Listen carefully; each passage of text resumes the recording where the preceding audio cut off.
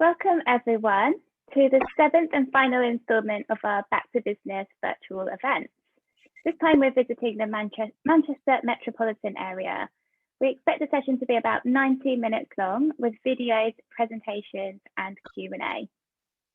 This session is being recorded and it will be shared on our blog at a later date so you can tell your friends to catch up on all the action later. We want this session to be as interactive as possible, so please use the tools to interact with each other and the panelists. Use the Q&A tool to ask your questions, but keep general comments within the chat box. But please make sure that you select panelists and attendees when you're chatting so that everyone can see what you have to say. Take a minute to warm up by introducing yourself in the chat box. Select all panelists and attendees. Let us know who you are, your business name, and if you use any GoDaddy products. Make sure your message is being sent to all panelists and attendees. Select this option from the drop-down. While you're all getting to know each other, let me just quickly run through the agenda. First up, our EMEA President, Irana Vasti, will tell you more about the Open We Stand campaign and run through some of our latest research. Keep an eye out for the polls because we'd love to hear from you. Then our Senior Director and Country Manager, Sakshi Anand, will interview Susie Sanders of the Alchemy Virtual Assistance Company, a company that allows business owners to focus on growing their business and gain precious hours back in their day. After that, Chris Fletcher from the Greater Manchester Chamber of Commerce will be interviewed by Irana. Chris will give more information on who the Chambers of Commerce are and what they do to help businesses around the Manchester area.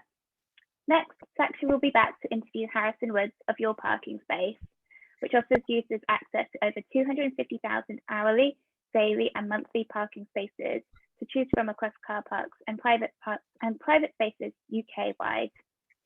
Finally, a huge thank you for joining us this morning. As I mentioned, this is the 7th and final event of our series, so your feedback is really valuable. Look out for a link to the survey at the end of the event. We'd really appreciate it if you could complete that and let us know what you thought. This will help us improve future events. That's all from me for now. I'll hand over to Irana, who will kick off. Perfect. Thank you, everyone, and welcome to today's event. Thank you, Lizzie. Thank you all for joining us today for our Manchester Metropolitan Virtual Roadshow. As Lizzie mentioned, we expect the session to last until around midday today, but since this is a live event, it can go a little shorter or a little longer. I love seeing that you're all introducing each other on the chat tool of Zoom, but as Lizzie mentioned, please make sure to select panelist and attendee option in the 2 drop-down box, because otherwise all those introductions you've sent so far are only visible to the folks speaking on the call and not the rest of the attendees. And we have quite a few people attending today. This is the 7th and final event we have run in the series. The first one we started, the first webinar we did was in the middle of August. And I think it's fair to say that things have changed a lot since then. Back in August, I think many of us felt that the worst of the pandemic might have been behind us.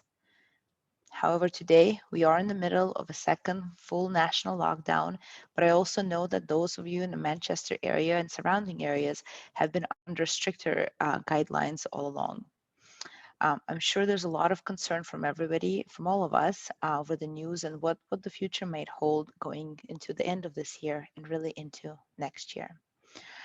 So before we begin, I just want to pause and say that I hope you, your family, and your friends are continuing to stay safe and healthy.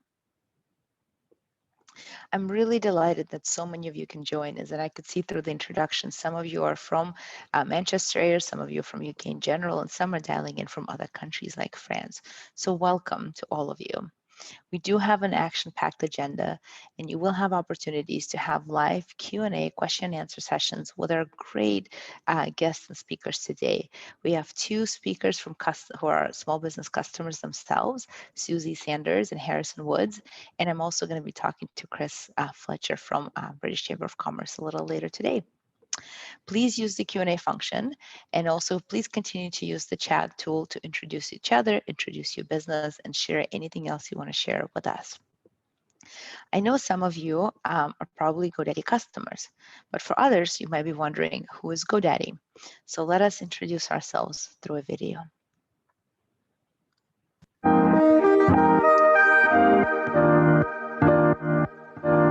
GoDaddy is a mirror to all the dreamers, makers, movers and shakers. And we're on a mission to empower everyday entrepreneurs by giving them all the help and tools they need to grow online and to help them get back to business. Take Clap for Our Carers, the brainchild of GoDaddy customer Anne-Marie Plass. When tough times struck, she adapted. And the reason why I picked GoDaddy above the other providers is because of the really good reviews and saying how simple and easy to use it was. And that was exactly what I needed, something with speed and something that was easy. She clapped her hands in gratitude for the NHS workers, and the nation followed. From the front line to online, Anne-Marie's GoDaddy website took her message to the world. Andrew Walker of Gingerbread Bakery also cooked up a storm. When setting up his business in February, COVID-19 started to take hold. So Andrew turned up the heat on his online activities and he started to gain traction. His secret ingredient? GoDaddy Websites Plus Marketing. Then there was Ruth Bradford of the Little Black and White Book Project. Inspired by her own journey of motherhood and the benefits of black and white images for newborn visual development, Ruth started her own business. During lockdown, she made the difficult decision to stop selling, but gave away free resources online. Something which she says triggered the most amount of traffic ever to her website. GoDaddy, it's the place folks come to name their idea, to build a great-looking website, and to market it to the world. We champion entrepreneurs by delivering the perfect help and tools for their journey. For all the help and tools you need to grow online, GoDaddy.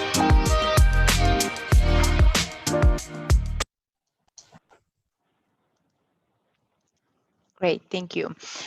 Given the lockdown, I think it's more important than ever that we all support each other. So please continue to share your business stories with us. Share with us how you found this entire year, the last 7-9 months, and what you're hoping to see in 2021. Also, if you're on social media, do share your stories and tag us at GoDaddy UK on Twitter. You can find us on Instagram at GoDaddy UK, and you can also search for us on Facebook. So why are we here today? I think it's fair to say that since March, the times in which we've been living have been unprecedented. And I know by now the term unprecedented has been used quite a bit, but I still think it's the right term to use given all the circumstances we've seen throughout the year of 2020. So I want to hear from you all about how you're feeling about things. We're going to run a couple of quick polls throughout this webinar so that we can get real-time feedback from you. So you should see a poll pop up in the middle of your screen. Please share with us, what is your top business priority for the next 6 months? COVID-19 has been tough for us all. Personally, professionally, we've all had to adjust. And as we see now, those adjustments, unfortunately, will have to continue at least for the rest of this year and probably into next year. And so hopefully from today's guest speakers, you're going to learn how they have had to adjust their businesses to evolve during these quite tricky times. All right, let's see what the poll results are. So on the question, what is your top business priority for the next 6 months? The number one selection is increasing sales, the number one selection from you all, and then followed by launching new products or services. And then number 3 would be improving online presence. Thank you for sharing those. And I do hope that you find some new ideas, inspirations as we go through the webinar today. We'll talk a little bit today about the tools and services you can use to get your online presence and engage with your customers. And like I mentioned, you will get to hear from other small business owners who have also evolved their business to drive the sales, engage with their customers during the lockdown. Way back in April of this year, when we were in the middle of the first lockdown, GoDaddy launched a new community called Open We Stand. It's an online hub for small business owners or anybody who engages with small businesses and who is concerned for the small businesses, for the safety of the business and the safety for their employees. You do not need to be a GoDaddy customer to be part of this community. Anybody can go to the Open We Stand community, and we've just shared the link to it in our chat tool to see if you can find knowledgeable information, connections, opportunity to network with other businesses and partners to help your business through these tough times. We also at GoDaddy always want to hear from our customers. We want to hear from the micro businesses around UK. You might or may not consider yourself a micro business, but all that means is that you're a business that have less than 10 employees. We always want to understand the issues that are affecting you. And then we wanted to compare how the issues affecting you this year compared to the data we received from you in 2017, 2018, 19, in the prior years. And what we want to understand is how can we support the micro businesses, especially in the part they will play in the continued economic recovery from this pandemic. Don't worry, we don't have slides for you. We'll just have a video to share from the insights of what we've heard from you. The research we've conducted was both national research and localized research for the Manchester metropolitan area, so that we can understand how the businesses are evolving around the UK and then in specific hubs within UK. So let's take a look at what our research found.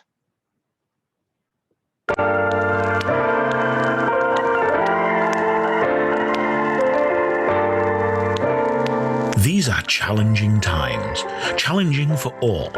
Everyone has felt it, as have small businesses across the country. Yet in the darkest moments, light can be found. GoDaddy research into small businesses in the UK reveals cause for optimism. We looked at official data about the number of new micro businesses launched in the UK between 2017 and 2019. As well as regional and local authority breakdowns of new micro businesses launched in the UK between 2017 and 2019. And GoDaddy data about new ventures launched in 2019 and 2020. The outcome?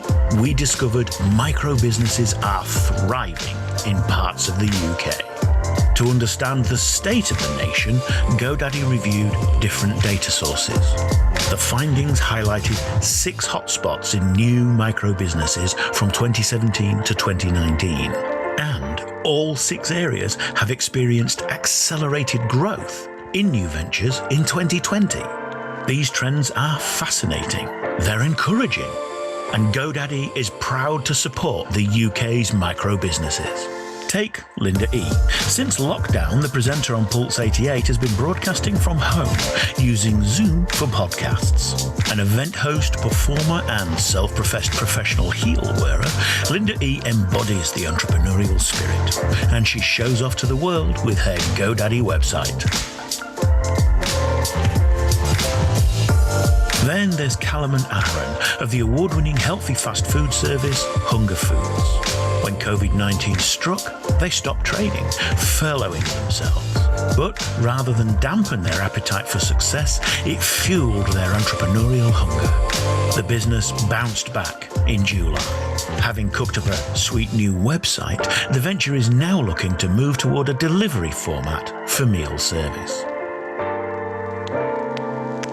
These businesses are the epitome of the UK's dreamers, makers, movers and shakers.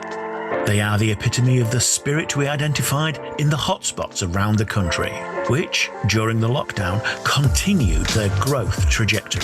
From Caerphilly to Warrington and Salford to Wellingborough, these suburban powerhouses are rising to the challenge. Down the M1 corridor, there's been a rapid growth across a diverse range of sectors.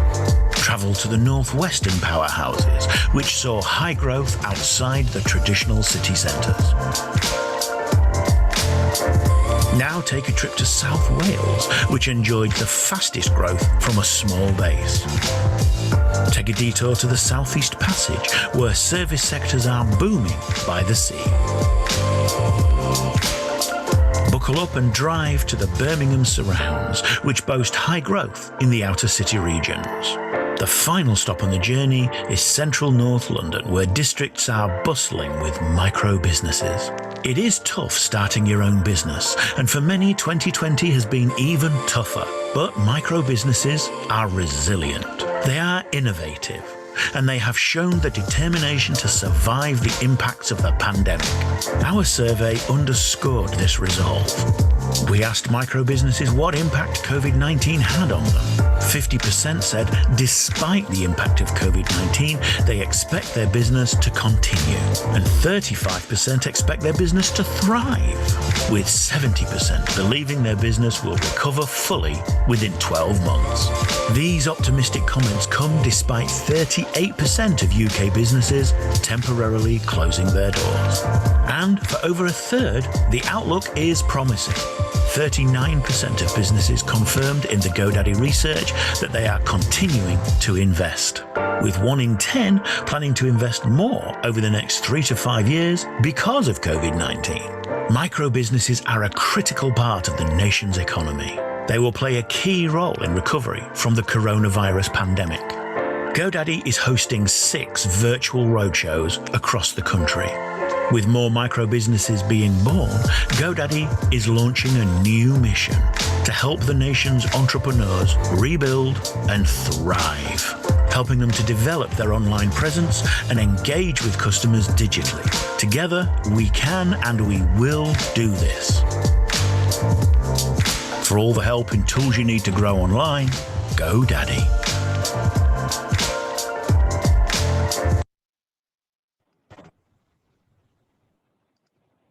Great. So as you saw in the video, we identified 6 areas in the UK that you may or may not expect to be doing well. We call them the micro business hubs. The hubs we identified are not your typical inner city locations. They're all over the UK. And what they show is that the diversity of the businesses and how resilient micro businesses are. With 96% of all businesses in UK being micro businesses, it is also very clear how important these businesses are going to be in the recovery, in the economic recovery of the UK post-pandemic. One of the most interesting national statistics for me, and I think something that should give us all confidence as we're going through this second lockdown and we go beyond it, is that entrepreneurs defy the odds. And as GoDaddy data, we found out that the micro business birth, which is a brand new venture starting, rose by 14% during the first lockdown earlier this year. And as for this region, the Manchester metropolitan area, we also saw some encouraging statistics. More than 87% of businesses in this area identified themselves as micro businesses.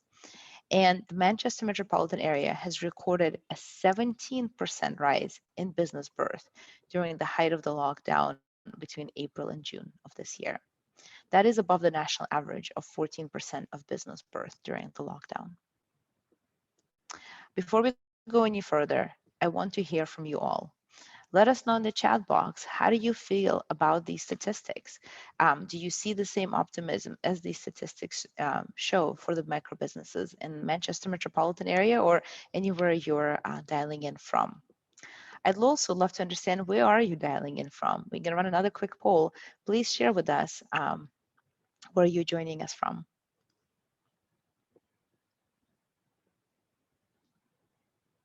And while you're filling out that poll, I'll share a little bit more of the statistics that we found, interesting statistics we found for the Manchester area.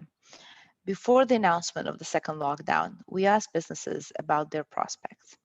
And close to half of businesses in Manchester area, or 48%, said a lockdown would not impact their business negatively. 67% said that their business would not be impacted by a further 6 months of restrictions.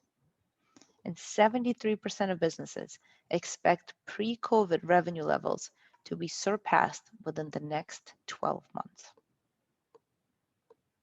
With that, let's see where you're all coming from. 48% of you are dialing in from Manchester. Welcome. But we also have folks from really all over UK, which is really wonderful to see. Thank you for joining. While we can't meet in person, doing this virtually allows us to have people join from all parts of the UK and beyond UK. We've also conducted studies just over the last 2 weeks to understand how the levels of concerns have changed, given that we have gone into another national lockdown. So we conducted a study within the community of businesses in the Manchester metropolitan area. And those businesses shared with us their top 3 concerns for the future. Number 1 is the lasting impact of lockdown. Number 2, and as many of you have shared, reaching new customers. And number 3 is keeping their customers safe. Today, you'll hear from 2 micro businesses, from Susie and from Harrison. And in their sessions, in their Q&A sessions, they'll talk about what it means to be a business owner in this area and how they have adapted their business during the lockdown. Let's run one last quick poll because we want to hear from you is what support do you believe your business needs most to help in the future growth? And while you're filling out that poll, let me tell you what I get asked frequently, and that is what I found most challenging and inspiring during this entire year. Well, for me, what I found most challenging is that, especially during the first lockdown, when the schools were closed, the offices were closed, we found it challenging to continue to be productive, engaged in workplace, as well as homeschooling my 2 sons with my husband. It was quite a challenge to balance all of the work-life needs that came up during the time. What I found most inspiring is that I continue to be inspired by our GoDaddy customers, people who have set up their new businesses during this difficult time, people who had pursued their new ideas during these difficult times, people who had to evolve their business to adjust to these difficult times, to adjust to lockdown, to come online in order to continue to run their business. This year has been hard for all of us in so many different ways, but hearing from our customers inspires me every single day. With that, let me see what you've answered is. What does your business need most to help aid future growth? The number 1 response has been developing and improving an online presence, followed quite closely by developing and enacting an effective marketing strategy. And this is exactly what we're going to talk about next. Some of you may or may not be online already, or some of you might have gotten online this year because you had to due to the lockdown. You may be a new business, you may be an existing business that still has to evolve their business during pandemic. Either way, we want to share our tips based on our experience in helping small businesses around the world on how do you get online, how do you evolve your business, how do you continue to engage with your customers. What we're going to do is we're going to run another quick video, and this will be narrated by one of our GoDaddy customer care guides, Louis Brightman, and he'll talk to you about getting online.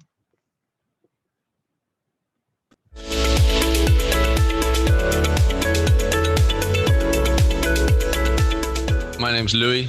I've been at GoDaddy for over 3 years, working in Nottingham, but at the moment work from home, as you can see, from a dirty kitchen. My job is to help GoDaddy customers to get online and figure out how to build their websites and basically put their dreams online. Our website builder is designed to have everything from one easy to manage portal. So you've got your Get In site, which is essentially a tool to help you get found online, whether that be on Google or your own social media pages. It can be a bit daunting to wonder how you get your site up the ranks. We have a tool that literally walks you through step by step how to add in your keywords, tell the website what your business is about, what you're trying to achieve, and the website's going to guide you through that step by step, almost holding your hand through it. GoDaddy have made their platform so simple and easy to use, and they've got these pre-made templates that are designed to be attractive and stand out online. So you're not going to be doing anything IT related. You're just going to be mixing and matching your templates, choosing what suits your business best, and then going with that. One of the best ways to promote your business is on social media. So our website's designed to connect through all your social media pages, Facebook, Instagram, Google My Business. All of this you can do from your website builder dashboard. So you won't need to be going from place to place. You can set it all up from your one hub here. And once that's all set up, you've got your Facebook presence, your Google presence, all linked into your beautiful website. It's going to give you that kickstart that you need, whether you be an existing business or a brand new one. I've got a website of my own with GoDaddy. Every time I log in, I have a dashboard, and it will tell me everything. It does all the spying for me. It tells me how many people are looking at my website. If I've got an online shop, I can even see the website will tell me this person was looking at your product and they decided not to buy for whatever reason, and also gives me the opportunity to then reach out to those people. I can get in contact with all these people from my one spot, so no matter where you are, if you've got an internet connection, you can log in and start managing and monitoring your website. We get all kinds of business owners who need a website. Everybody who has a business in 2020, you need a website. So like, for example, if you're a psychotherapist, if you're a recruiter, a consultant, you're going to need to set up appointments with your customers. So you don't have to be as old school as it was. You can set up the appointments feature on your website. It means your customers can go in, see your availability, book right there and then. And if you charge a fee for your appointments, you can collect the fees right there and then on your website. If somebody can go and book an appointment on your site without having to make a phone call, and you work on appointments, imagine how quickly that would be if you just get a little ding on your phone, boom, off you go. GoDaddy have our website builder now for 3 years, helping people to sell online. But there's even more features now built in for you to market your website and get it found, because there's that much competition going on. So we've got things like content creator. So you have a new product, you have a new style of product coming out next week. How's about we help you create a beautiful content post to put on your Instagram and your Facebook to promote the product. One of the other easy ways to get your website found on Google is to write a little blog, a couple of posts every now and again. The website builder has this all built in. So at a click of a button, same way you would log into your social media page and post a little Facebook post, you've got the option to post a full news article on your website to let people know about company news. For example, pandemic is going on until the end of winter, so we're going to be running a pandemic discount on our facial beauty products, whatever it may be. So I hope that's been helpful to everybody. There's loads of free help you can get over the phone with us here, including myself. There's loads of information on GoDaddy's website about how to get started. You can even get a free trial. You can start for free today and give us a call. You have a full 30 days to play with the product and get to know the marketing tools and see how easy it is for yourself.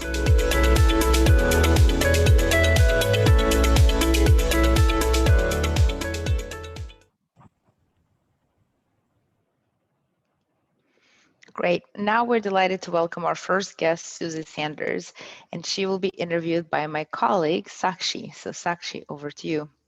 Thank you, Rana. Welcome, Susie. Those who don't know, Susie Sanders is the founder of Alchemy Virtual Assistants, a company that allows business owners to focus on growing their businesses and gain precious hours back in their day. Susie, welcome to this webinar, and I'm delighted to have you here. Thank you so much. It is wonderful to be here, and I'm feeling a bit emotional watching those videos and seeing all those stats kind of makes my level of optimism real. So thank you for having me today. I'm just going to start with the questions, but before I start, for the attendees, if you have any questions, just pop them into the Q&A section in Zoom, on your Zoom screen, and then I'll be able to ask Susie those questions as well. So Susie, before we start, actually, could you tell a little bit more about your business? How did it start? What does it do as well for everybody? Of course, yes, thank you. So my company is Alchemy Virtual Assistants. We're an award-winning and family-run virtual assistant business. So we primarily focus on supporting our clients who are predominantly micro businesses, small businesses and entrepreneurs with various admin and marketing activities for them. And a lot of our clients share my ethos and my values. I started my business because I wanted a little bit more freedom, flexibility and fulfillment, and I wanted to be a good mother, and I wanted to be a good entrepreneur. Sometimes it's not always about growing business and making money. Sometimes it is about having that time back and that balance. So yeah, we're family run. I'm very fortunate to be able to work alongside my husband, which made the earlier part of this year a lot easier. So yeah, that's what we're all about. When you were starting, Susie, what obstacles did you have and how did you overcome them as well? Because I think the first to start is a big hump, and then once you get over it, potentially it gets easier as well. But how did you overcome those obstacles and what were they? Yeah, great question. Thank you. Well, I think there's always challenges, and I do think you get better equipped with dealing with them. But I think my challenges when I first started the business were definitely self-created to some degree, and it fell down to kind of my mindset and attitude. I'm not ashamed to admit, I think success in business is hugely down to mindset, and I think as a perfectionist and as a bit of a control freak, I think my biggest challenge was wanting to do everything myself right away, to an incredibly high standard. And I think when you're starting a business, you don't always have that luxury. You have to be every department, you have to be every function in those early days, and I think learning to let go practically and emotionally of a lot of activities in my business was probably the biggest thing that I had created for myself, and I'm still kind of learning that as the business is evolving. And I think that's the beautiful thing about entrepreneurship, is that it's a journey, and you're always learning and always encountering new things, and with the right mindset you overcome them. Makes sense. So for anyone who's just starting out, what advice would you give them as well, based on your experience, the obstacles you faced as well? What advice would you give them, please? Oh, well, I always say have the end goal in mind. And I think success is so subjective and so personal. And I think if you're not clear on that from day one, what it is, what success is to you, I think if you are clear on that, it makes things a lot easier. But obviously you have to be fluid in that approach, but having the end goal, and I think having courage and consistency are two words that I keep close to my heart, especially now. I think have that end goal, have a plan, and you have to be every day courageous and consistent in your approach to reaching that plan. And that's my philosophy, if you like. No, that's very good advice, actually. And I'll take a question from the Q&A chat, which is sort of related as well. What is your advice for someone who's trying to decide when is the best time to go full-time with their entrepreneur venture? The person is still working full-time and doing something on the side, and scared to take the full leap. So it would be good to get your advice on that. Oh, that's such a great question. Sorry, I did a little ooh then, because I know, I've been there. I started my business and I worked in a job building up the business for 6 months, and it nearly killed me, if I'm honest. My son was still very little and it was too much, but I knew that it was a short-term thing to get me to that end goal. So it's really from my own experience, it's really hard doing those things and putting your energy and focus in those things. And obviously we all know our personal situations better than any, and I think reflecting back on my transition, I should have just done it. I should have just gone for it, because there is no right time. And once you make that commitment, you make it work. And I think for me, the day I handed my notice in, I was just relief and panic and fear, because I had to bring the money in and I had to do all these different things, but that drove me to focus. I made that decision and I made it happen, and that's what we do as entrepreneurs. So I think there's no right time. You've just got to kind of get yourself as prepared as you're going to be, and then it is a leap of faith, isn't it? So yeah, there's no right time, and good luck. I hope that helps. And that makes sense as well. And one of the questions actually in the chat window, and also a question related to, I guess, COVID also, what impact did the first lockdown, second lockdown have on your business? And did you have to pivot your business model or change your business model slightly or a lot during the past, I don't know, 6 to 8 months as well? Yeah, so we are a home-based virtual team anyway. And I remember in the first lockdown, a lot of my friends and colleagues had said, oh, so everything's going to be fine for you, isn't it? I was like, well, no, we are all facing such uncertainty. And I think on a personal level, I echo what Arana was saying about my family having to homeschool, having to focus on the business, and it was just a blur of chaos, I think, the first lockdown. And personally, I found that incredibly difficult, having to show up for my team, having to show up for my clients, having to learn how to become a teacher. I mean, I'd rather run another business.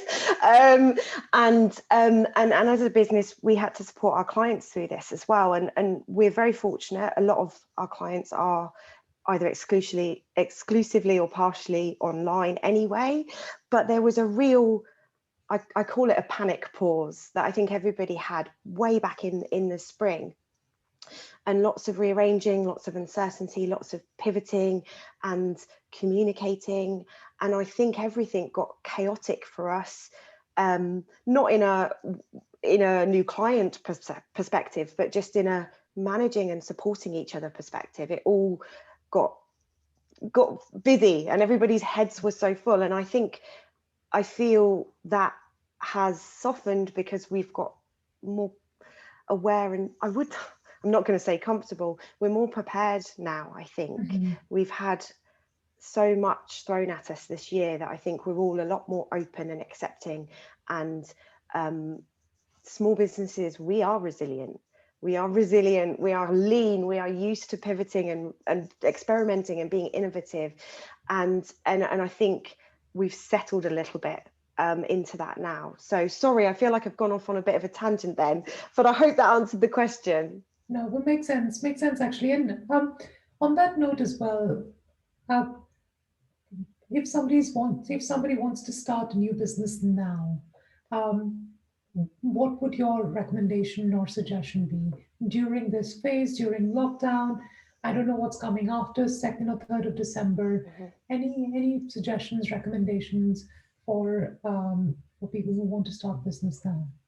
Yeah. Again, have that end goal. And I think another awareness that I've had this year more so is be clear on what your goal is, but be clear on your dream client or your ideal customer, or be as crystal clear as you can on them as much as yourself. And I think there's a great degree of empathy and sensitivity that's been had to have been challenged into marketing now. So I think my advice would be clear on your goals, be clear on your customers' goals, and be empathetic towards their state of mind right now. And again, just have courage and kindness and consistency, and apply those things to all of your activities in your business and in your life as well. Because when you are starting a business, at the moment, online, home-based, predominantly, everything gets blurry. The work-life boundaries get blurred, and so I think have that kindness, courage, and consistency. That would be my advice to anybody. Makes sense. And just taking a question from our Q&A window as well. What are your top tips for working remotely while managing a team as well? And you've been doing this for pre-pandemic as well, so it would be good to know any tips and tricks from your side. Yeah, thank you. Yes, we've been proudly Zooming before it was trendy.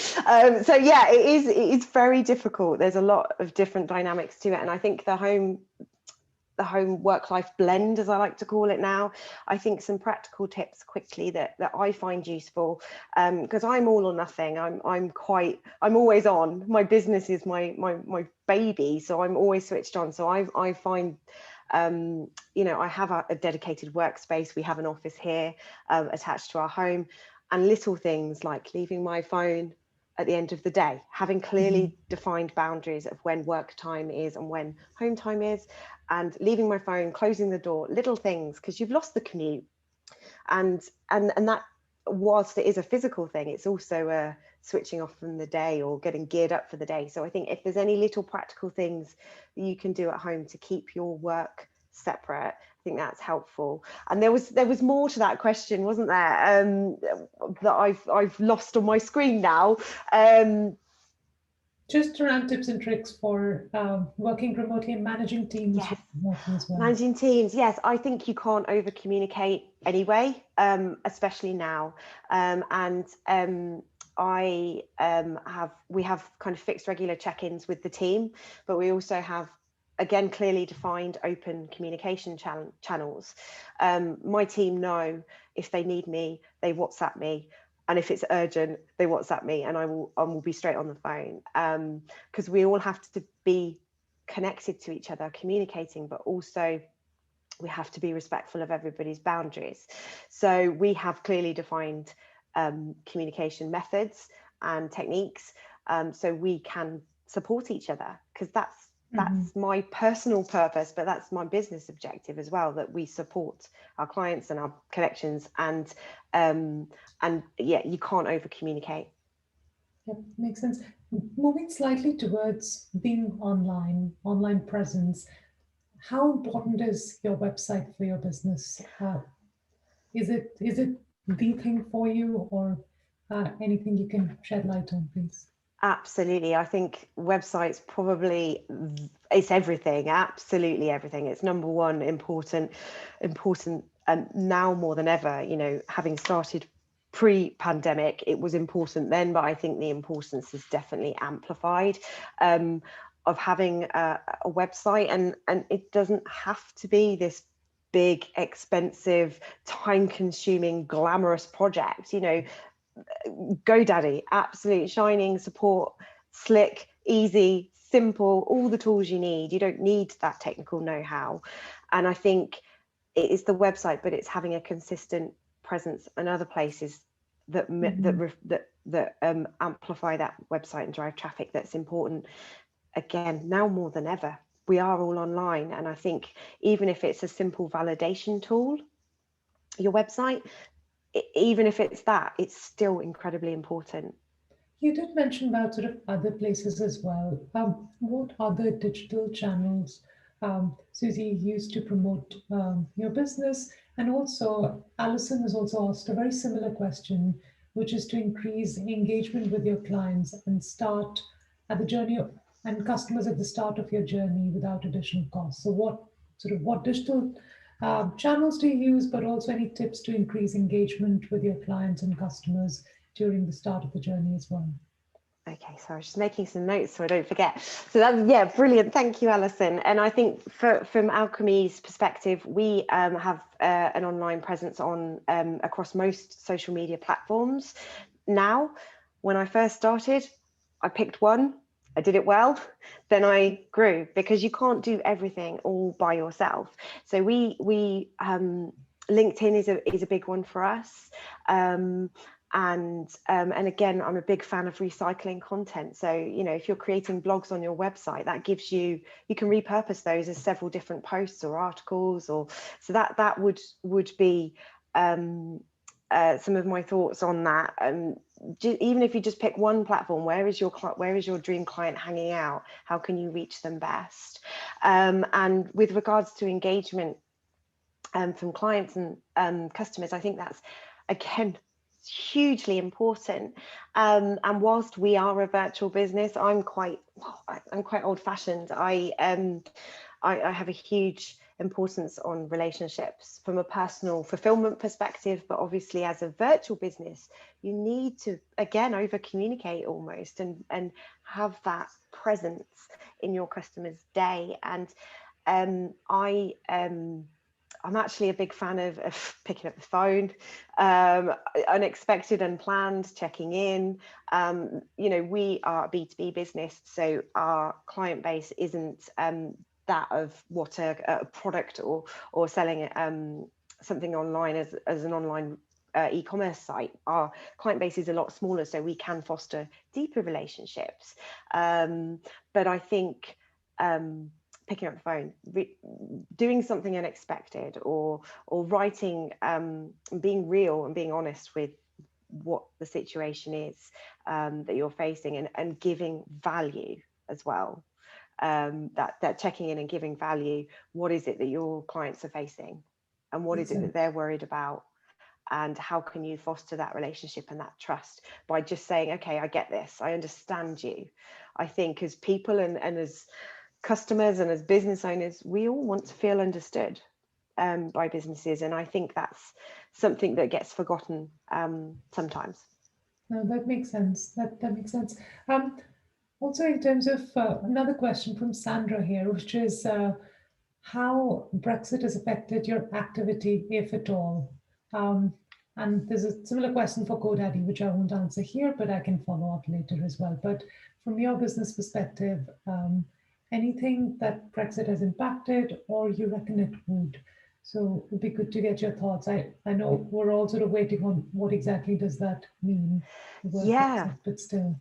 Again, thank you, Sandra. It's another another challenge, isn't it? Another great deal of uncertainty, and actually we are UK based.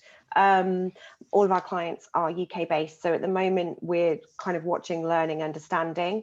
So it's not, I mean, it will have impact, absolutely. I'm not naive to that, but at the moment, it's an area that we're watching to see.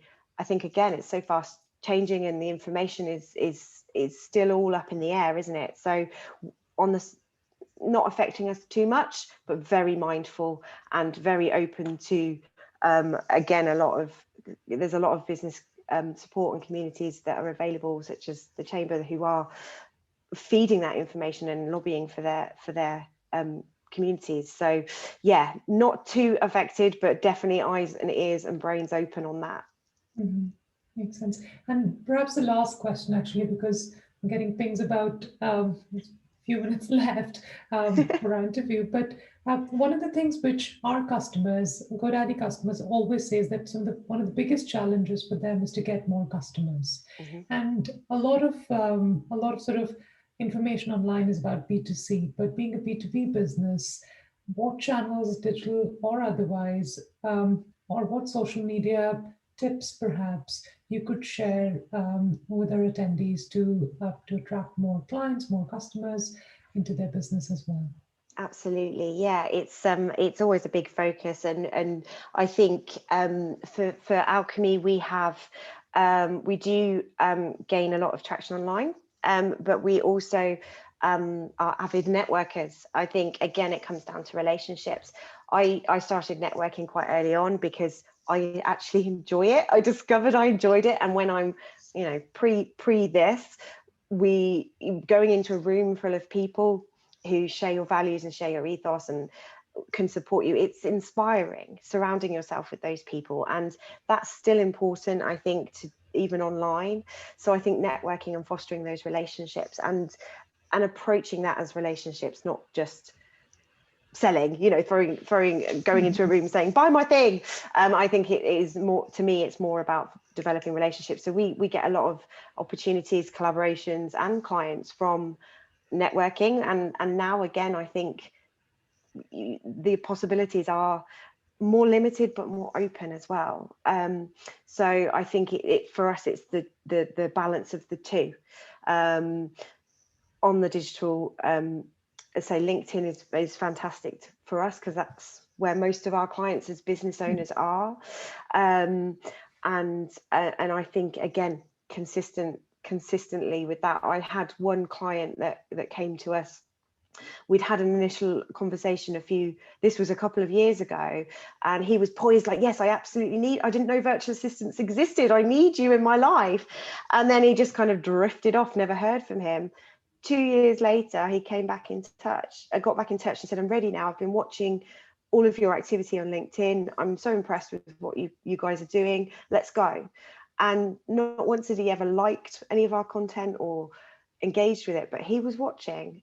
So sometimes I think you consistency, keep chipping away at whatever activity you've chosen, because you never know who's looking. Makes sense. With consistency is key. With that, thank you, Susie, for your inspiring story, all the tips and tricks as well. And thanks a lot for joining also. Thank you so much. Thank you. We're now moving to interview with Manchester Chambers of Commerce. And for that, I hand over my virtual microphone to you, Rana. Thanks, Sakshi, and thank you, Susie. That was a fantastic interview and lots of inspiring ideas that you've shared. So thank you for that. And now I'm delighted to welcome Chris Fletcher from the Greater Manchester Chamber of Commerce, which is an organization that represents about 4,500 businesses in this area, and some of you might be members of. Chris is the Director of Policy, Campaigns, and Communications for the Greater Manchester Chamber. So welcome, Chris. Thanks, Aaron, and thanks for having me on here today. I'm really looking forward to this, and what a great interview that was then with Susie. Just absolutely nailed a number of very important points, and again, confirmation of what we're hearing from a lot of our members as well, over the things you've got to be doing now and keep doing in the future as well. That was brilliant. Exactly. And as a reminder for everyone, please use the Q&A function. It's the button at the bottom corner of the webinar screen to ask questions. This is a live Q&A, and we want to hear your questions as well. Perhaps to get us started, let's run a quick poll to find out how many of our attendees are members of Chamber of Commerce.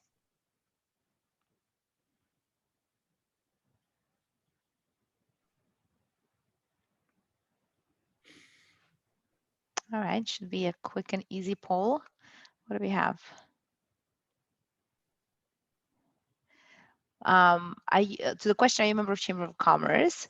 27% said yes, and then 40% said no, and then another 20% are considering joining.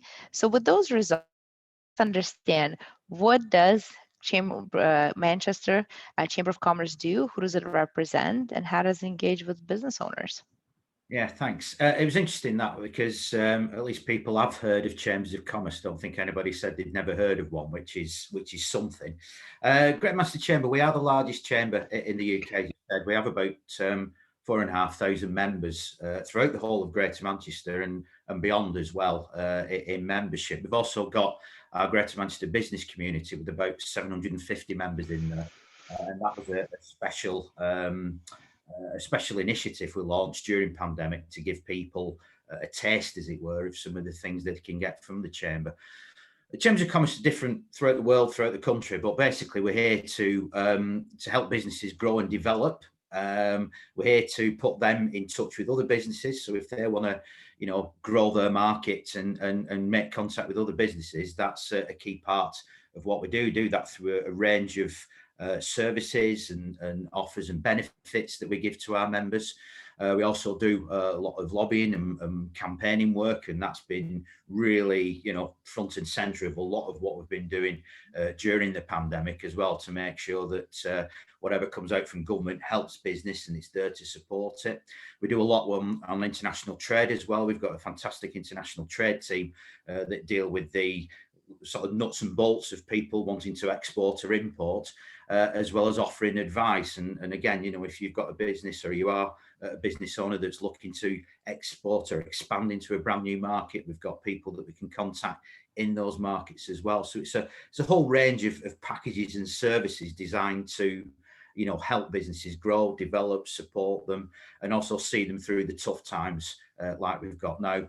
We did have a huge range of physical events that obviously came to a crashing halt in March, but since then we've switched everything to virtual events online. We've got virtual networking every fortnight and a whole range of other events as well, designed to help our members and other businesses grow, develop, and succeed through these tough times and beyond.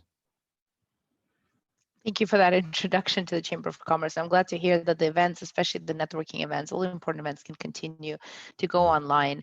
So since March, since the lockdowns began, what have you been hearing from your members? And what are their biggest concerns? Yeah, it's a bit of a mixed bag, to be quite honest. And again, it mirrors some of the conversation we've heard already. We've got some businesses that it really is sort of business as usual, really, if that exists anymore. But they're continuing to do business. They've not seen any drop off in demand. They may be having to do business in a different way, but they've still got customers. They're still actually doing what it is they're doing. Then obviously, on the other hand, we've got some businesses that have been hit really hard, hospitality, culture, leisure, tourism, anybody connected or in those sectors have obviously been hit really, really hard. And I remember going back to when the pubs and nightclubs were first closed in March. They went into this first before there was an official lockdown, and we immediately got on the phone to our members to say, right, okay, what is it you actually need? How are you going to cope with this one thing and another? So, you know, we've been on this right from the start. What I'm hearing though, it falls into, you know, even if you are doing well, or if you've had to close or whatever, there's a few concerns out there. One of the big ones is around clarity of what next. You know, we seem to have got into this model now where the government makes an announcement and then perhaps it changes its mind a week later, then changes it again. And that's not helpful at all if you're there trying to work out what you should be doing with your business, whether you should be investing, recruiting, expanding, where your next market is or whatever. If that's not clear, then that's not particularly helpful. We've also had businesses that have been really struggling with things like the cash reserves, you know, where they've had to dip into the cash to actually fund the business, you know, through the last few months. And while things like furlough and some of the loan and grant schemes have been really, really helpful from government, a lot of businesses, and they still are excluded from accessing any of that support. So they're having to use their own savings and use the business savings they've built up to fund the business through these tough times. And the big one is, of course, that lack of demand. You know, there's still a lot of concern about, you know, a drop off in demand. We saw things disappear drastically in March and April. July and August, we saw a little brief upturn again, but since then it's dipped back down again. And we're surveying our members all the time to find out, you know, what the position is. So it's real clarity, demand, and cash, really. I suppose they're the big things that the businesses are focusing on, really. Yeah. No, absolutely makes sense and agree to what you're observing. And these are tough times, but we do also know that, and based on the statistics we've quoted, there are new business births, and therefore micro businesses, business owners are finding those opportunities to launch new business. Do you have either any experience or examples or anything you want to share in terms of the opportunities that the small business can identify in this time? Yeah, there's always opportunities, and again, this is the great thing, and this is what I'm constantly saying to, you know, government when we're in various conversations with them, that, you know, it doesn't all grind to a halt. There is always opportunities. They may be more difficult to find or hunt or get a hold of, but there's always opportunities there, and especially within micro businesses, that element of entrepreneurship and innovation is absolutely strong, and it's absolutely superb. And what we've seen businesses that have sort of, you know, had to change the way that they're doing things. There's an example that I like to use where there was a business involved in supplying linen to the hospitality trade for restaurants. And they also used to do chef uniforms. Well, obviously, that's been absolutely wiped out from the point of view of demand. So what they did, quickly pivoted into making scrubs for the NHS. So straight away, they're doing something with the business, but they saw the opportunity and completely changed and began to look at that. And it's also the way that businesses operate as well. It was interesting as well, you know, listening to Susie, that online bit is ever more important. And we've seen a lot more businesses suddenly realise that even if they had an online presence beforehand, they've got to do more with that now, because that is the ideal way. That's their shop front now, and also a way that they can communicate with customers old and new, not just B2C, but also B2B as well. It's so important that businesses are doing that. So the opportunities are still there. And again, there's still cautious optimism in a number of businesses we speak to that things will grow and develop and go back. So it's a case really of, you know, sticking to what you can do. If you see new opportunities, always go for it. Opportunities have always been around, you know, 2 years ago, 3 years ago, 100 years ago, businesses were still looking for new opportunities. That's always there. It's just a little bit more difficult now. And obviously the physical bit of not being able to do some of the things which we used to take for granted, I think that's the biggest cause of issues really with many business owners. Yeah, I like what you said. The opportunities has always been there, and maybe this year it's a little more challenging to tap into those opportunities. And that actually leads me to one of the questions we received in the Q&A, is that what is your advice to small businesses that they rely on footfall and or physical space to operate? And I know you already mentioned a little bit about online presence, but do you have any other advice to such businesses that have to pivot now?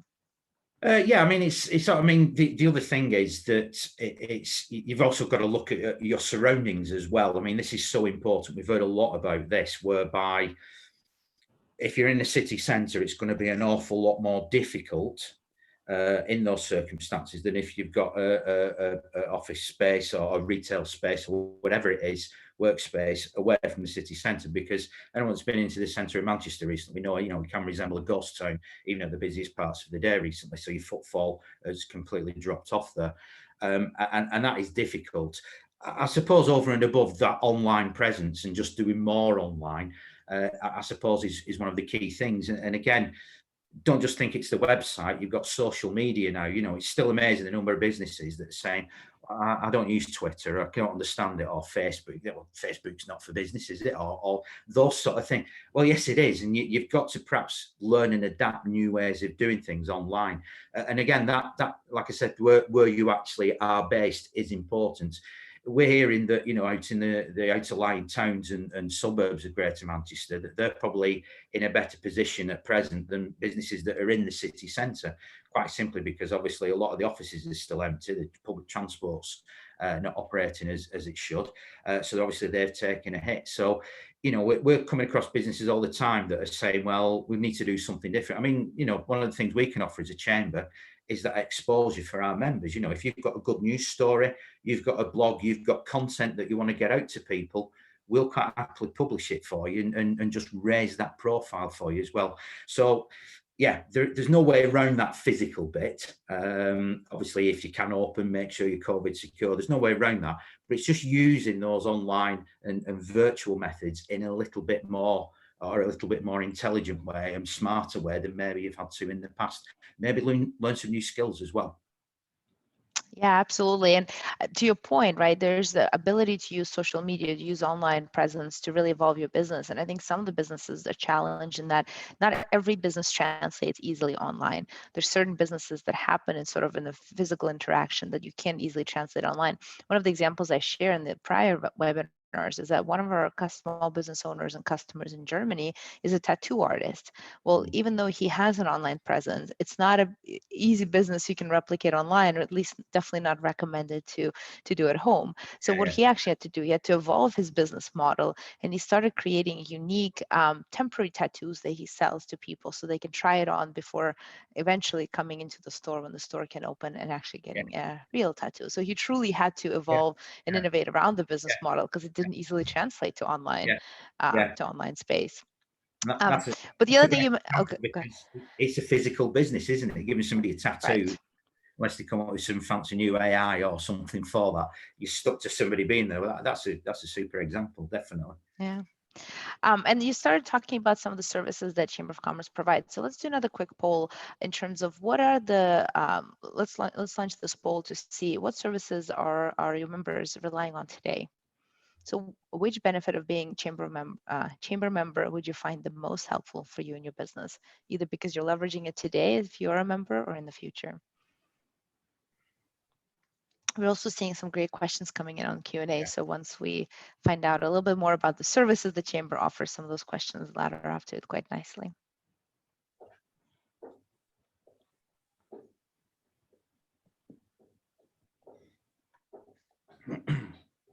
All right, let's see the results of the poll. So which benefit would customers look for? General business advice and support came in at number 1, followed by access to events and training. And then the third one is general funding and grant searches. So with that in mind, Chris, could you share a little bit about what are some of the practical services and offerings that the Chamber of Commerce does for the small businesses so that our audience knows if they're not a member yet, if they want to join and how they engage?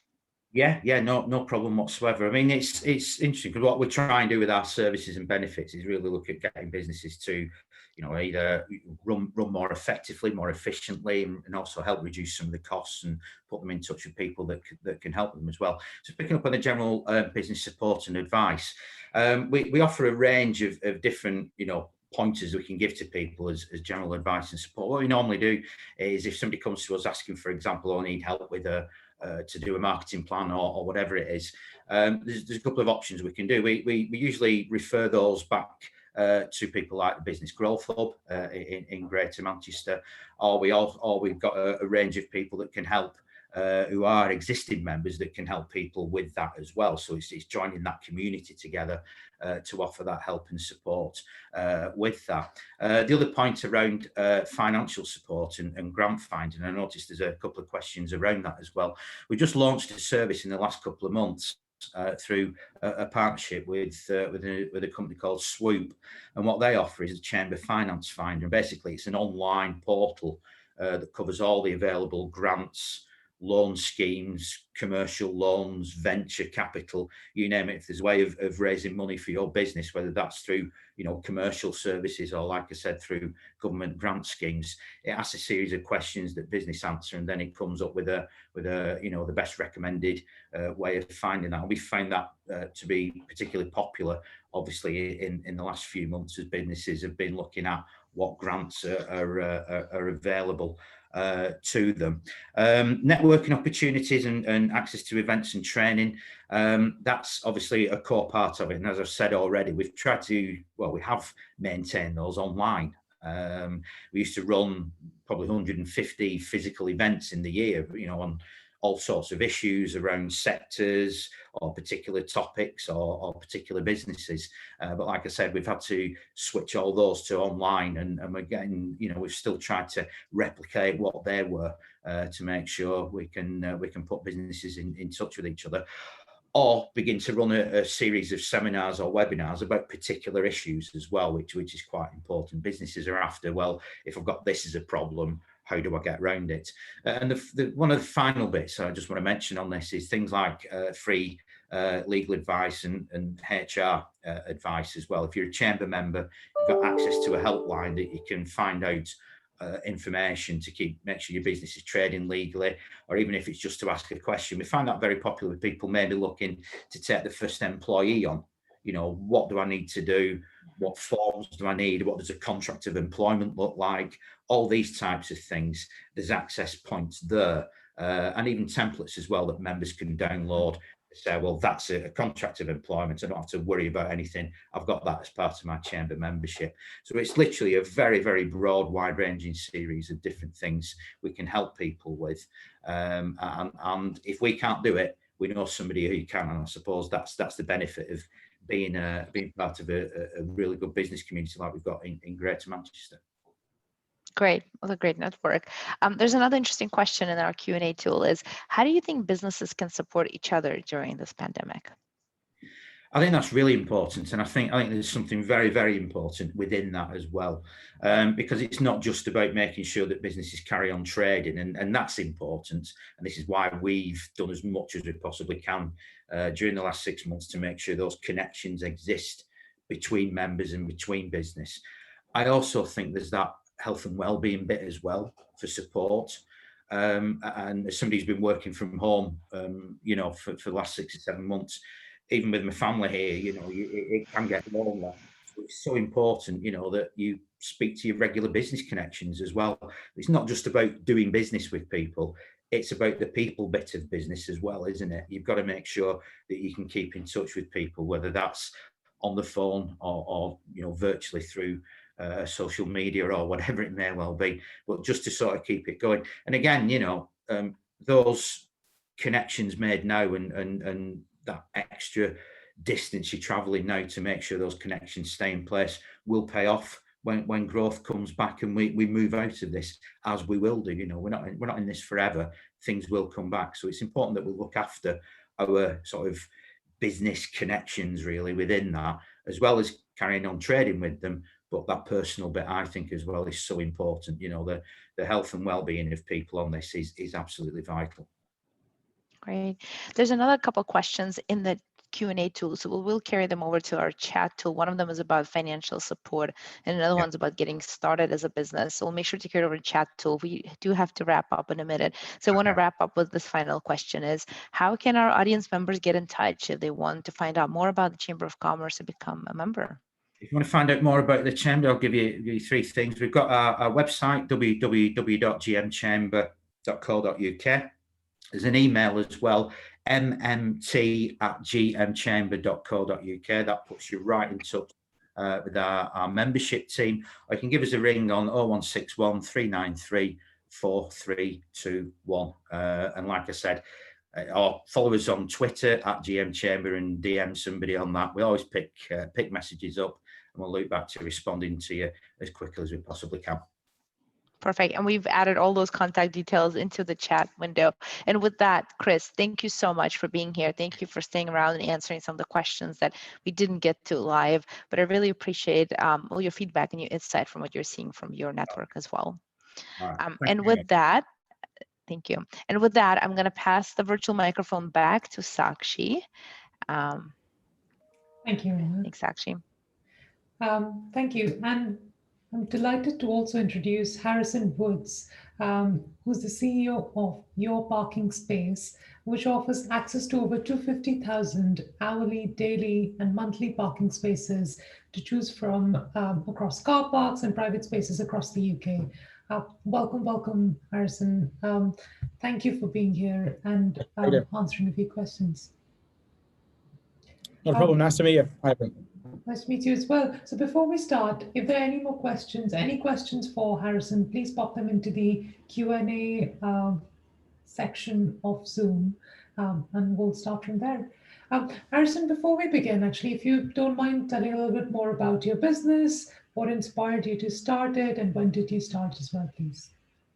Yeah, so our business solves the problem of parking with most likely all been in ourselves, which is sitting in a queue, looking for a space, then when you find it, you're eventually late and paying over the odds. We connect basically hundreds of thousands of really great value spaces with our millions of drivers via our mobile or website in a market environment. And as we've grown the business over the years, since we launched it in 2014, we've moved from very much an online environment. We've actually gone very much infrastructure based, so actually running car parks in their entirety and digitalizing real estate. So we've actually gone from an online business to a very much offline business over the years. Nice. And when you were starting out as well, again, very similar question to Susie's one, because it's sort of a business of real estate as well. So what obstacles did you face and how did you overcome them? Actually, how did you identify the obstacles and then how did you overcome them as well? So I think the main obstacle was marrying the new way of doing business with what had traditionally been done in the parking sector. So it was very traditional for people to take long 5 to 10 year leases to operate car parks. And we were moving to very much a flexible, shorter term lease and doing everything online and digital, no need for payment machines or cash. So it was really to articulate the previous way of doing business. Doesn't mean because it's been done for so many years is the right way of doing business. And it was basically educating the audience, i.e. the commercial retail landlords, that was the case, and really being patient. We've been going since 2016, and a lot of businesses like ourselves, especially online and digital, you sort of think they appear overnight, but it's been a long process of education, and we're really now seeing the traction in the sector.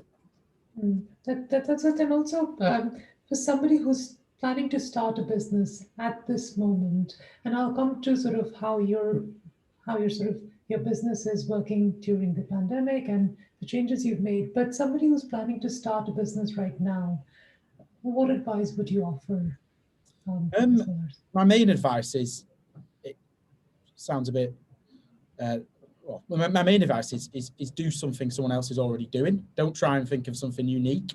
Like brilliant, lots of people have unique ideas, but the best way to get into business is looking at someone who's very successful at present, who's got a successful business model that has led them in a certain direction, and looking at how you can reinvent that for a niche sector. And it just means that you're not reinventing the wheel.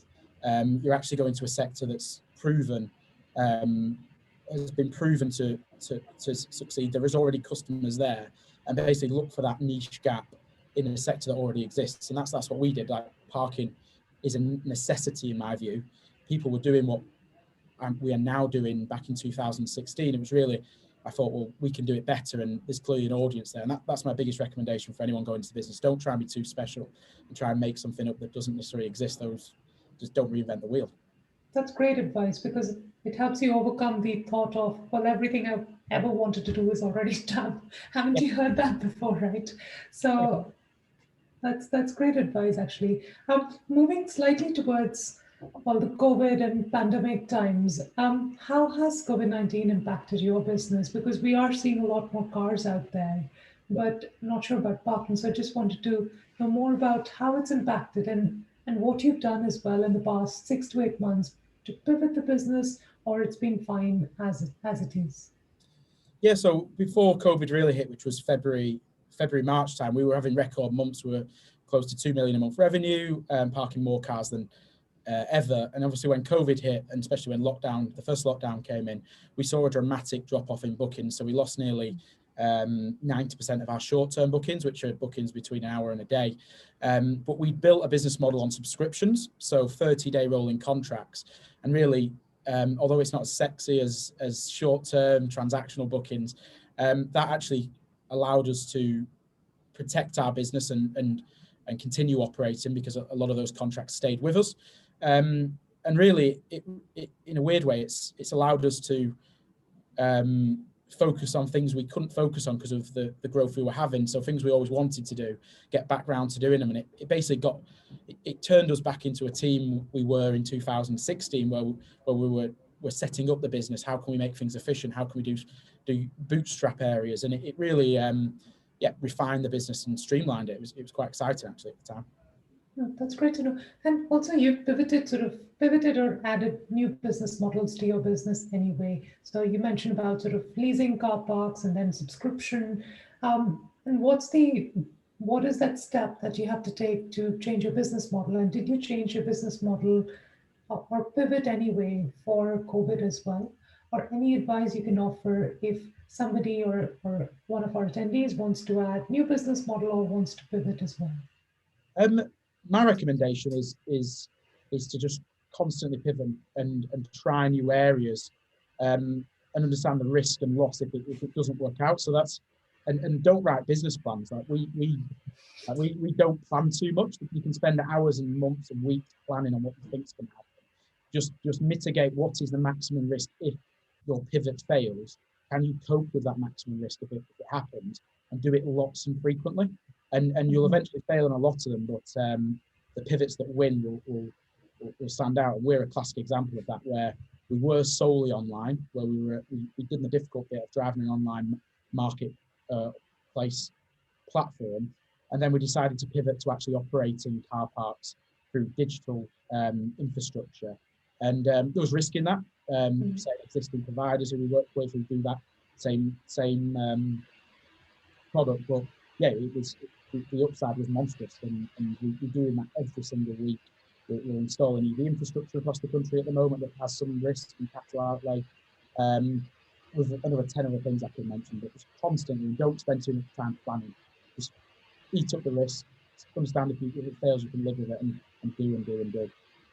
That's just a great advice, actually. And when you talk about customer acquisition, how do you go about customer acquisition as well? And any advice, any tips and tricks you could offer to attendees, myself, on acquiring customers in a digital world and then also offline as well, if you use those channels? So I think the big one online, so we've got two customers. We've got the driver, who's more of an online acquisition. I think obviously that a lot of people starting out with we're fortunate now, we have hundreds of thousands of visitors a week to the website.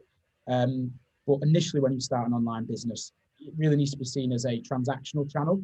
You still very much have to drive those consumers via offline means, direct marketing, telesales. For example, us, we used to ring up businesses to put them in driveways and parking spaces until we had years of SEO traction.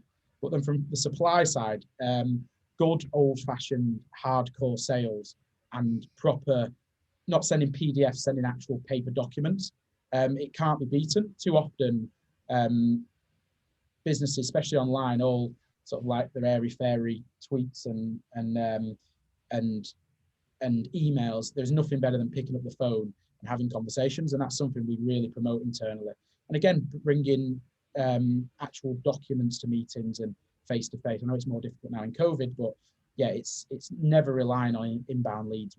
A proper sales team that outbound, you just can't beat, and it'll never be replaced. And that's our core function in our business. That makes sense. That's great advice, actually. And also, perhaps we take a question from the Q&A, which is very interesting, that you have been able, is that right? Have you been able to be successful in securing a deal on Dragon's Den? Wow, that's fantastic. And do you have an advice for someone looking to secure private funding for their business at the back of it? The question. Yeah, so the Dragon's Den, that was a few years ago. That was the first parking business. Congratulations. I didn't know that. That's fantastic. Yeah, that was 2009. That was the first parking business that I sold and again pivoted to the parking business I'm in now. We actually managed to raise 5 million investment in the 2 months ago while in COVID.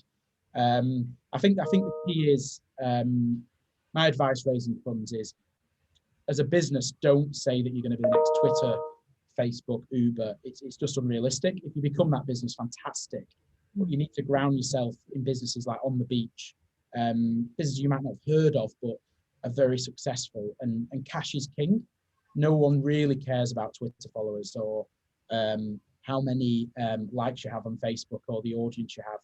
Bring in pound coins and you will raise funds. And like with us, we focused on taking money to park cars and growing that month on month and forgetting about everything else. And that's the key. And again, don't focus too much on business plans. If your money's coming in the till, people will give you money to help expand. That makes sense. One of the questions from Q&A is, do you have any tips for getting an app made for your business as well? I would, the first tip is never get an app made as the first point of call. So people always think that you need an app. What you need to do first is get a mobile and desktop. Those are the acquisition tools for app providers. We only launched our app 2 years ago. The predominant acquisition tool for people downloading our app is finding us via the web or mobile, making a booking, and then going through the app. And that's the same with most businesses. Trainline initially, Uber initially. The app, you can build an app, and the question is, how are they going to find it if you don't have any money? You need to build a website, build a mobile-friendly website, and then the last thing you need to build is an app. The last thing, and you must have traction on the web and mobile, or else, unless you have 20 million in the bank to drive users to download your app, it's going to be a lot of wasted time. And there's a lot of good app companies out there actually at the moment that you can white label, so subscription based, and like say GoDaddy, I'm sure has those exact services. Don't do it yourself. Let someone else do that hard work. Only once you get traction, then maybe consider it. But again, you white label the service first. Makes sense. And you mentioned something about mobile site and desktop site. Any advice would you offer our attendees who are trying to set up a site themselves? Because I think that's a big sort of first step and key to a digital business as well. Yeah, I think probably don't fall into the trap I did for the last 4 years when setting up. Is you'll get your balsamic files open and wireframe your desktop website and how you want it to look. And I still do it. I always look at the desktop. That's not what people are looking at your business. They're looking on the phones now. So you should start with understanding what it's going to look like on your mobile and expanding back out onto the desktop.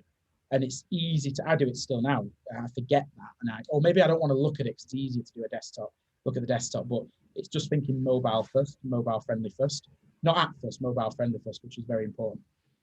That's excellent point, actually. And one of the questions that we have in the Q&A box is, how did you manage rapid growth?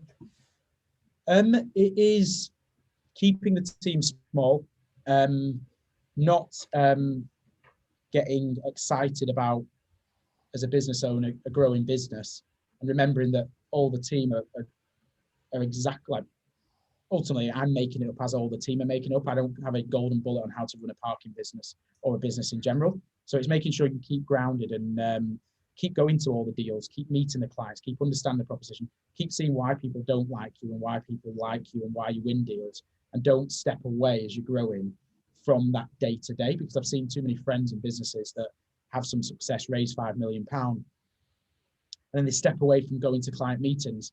So they suddenly step away from understanding, well, why are clients buying or why aren't they buying? And let's say that's one of the things I make sure I go to a meeting every week, just so I understand what bits the client smiles at and what bits the client frowns at, and that helps in tailor all the proposition for the business. That's fantastic advice, actually. And in terms of when you were starting out as well, what digital channels did you use? And again, for somebody who's just about to start a business or has just started a business, what digital channels would you use? Can they use as well? So again, my experience in marketplace environment, when we first set up, no one went to our marketplace. So we were trying to sell parking spaces. So we utilized all the other marketplaces. I utilized our competitor at the time. So we marketed our parking spaces on our competitor's website to drive bookings on Gumtree, Pre-Love, all the different marketplace environments, because actually, what are you trying to achieve? And it's ultimately getting bookings or selling the product on this side. So if you're, for example, a shirt maker, a dicky bow maker, a candle maker, whatever it might be, success isn't getting bookings through your website. Success is simply selling that product. Right. You should start through Etsy, Gumtree, eBay, get huge volume through that, and that will allow you to invest in your site. And hopefully in the future, you can get direct bookings and higher margins. But at first, it's having your site. So there's a very clear vision of where you're going, but utilizing all the marketplaces that are out there. We do it now already. We're doing a deal with Gumtree and Facebook and a few of other people that maybe seem as our competitors by distributing our parking spaces through them, because all we're trying to do is sell. And that's the end goal, is to sell a parking space. Fantastic. That makes sense. And you guys are based in Manchester area, isn't it? Greater Manchester area. So any groups you would recommend that you have used in the past, business groups or support groups, which you could recommend to our attendees as well? Do you know what? I don't actually have an answer for this, because it was more I actually don't have an answer to that. Just the Business Chamber of Commerce and the standard ones that, but there is just a lot of social scenes within business and meetings. You'll just naturally networking events that will crop up. And my suggestion when starting off is going to as many networking events as possible. And you might meet your future business partner, your future managing director, your future sales director or customer service manager. And it's just making sure you're involved in as many of them events as possible. COVID's obviously making that slightly difficult now in events like this. Fantastic. But yeah, it's just, I actually don't have an answer to that. There's no real... No, it was a good answer, actually. Is Manchester actually a good place to start a business in your experience? And what advice would you give to somebody starting business in the Greater Manchester area as well? Yeah, my advice is focus on Greater Manchester. If you can't make your business or sell a product in that area, then you probably don't have a business. So there's no point trying to sell you, marketplace, trying to sell 100 of your products in London, Leeds, everywhere else. If you're in Manchester and you're starting out, focus just on gaining sales in Manchester and all your efforts in that local region. And then once you know the region, you then can expand out. One of my mistakes we tried to do was we tried to make sure every city we sold spaces in, and it slowed us down by 2 years. If we would have just focused on one area, dominated one area, had the KPIs, had the metrics to show that we could do it, we then could have raised money faster and shown that we can then replicate that city by city. So yeah, Manchester is fantastic. I don't think you can be in a better city. You've got all the types of demographics you can sell to, and yeah, focus on that area and use it. I say, yeah, it's better than Liverpool. No, but thank you very much. I think this was all fantastic advice. Thank you so much, Harrison, for your time as well, and all the tips and tricks and advice to ramp up and start a business in the area and otherwise as well. Thanks a lot. Awesome. Cheers. Thanks for the time. Thank you. And thank you to all our guests, Susie, Chris, Harrison, and also thank you to all the attendees as well. I know all of you are very, very, very busy, so I'm hoping you found this session interesting. There's been a lot of chat in the chat box, and so there are a lot of questions as well. So thank you for making it very interactive also. Now, if you have a couple of minutes, please do provide us feedback. We do these events quite a lot, and we want to continue to do these events. So your feedback is totally valuable. Also, one thing I do want to mention is that we take pride in sharing our customers in our marketing channels. We love to feature our customers in all our marketing channels. So if you want to be featured, if you want to talk about your business story, share it with us on Facebook, Twitter, Instagram, or YouTube. And we'd love to get in touch with you and talk more about you through our business channels as well. And that's it here. And I'll sign off here. And thank you everybody for joining. Hopefully this has inspired you for the rest of the day. Please enjoy your day and stay safe in the troubling times. Thanks a lot, everyone. Take care. Bye.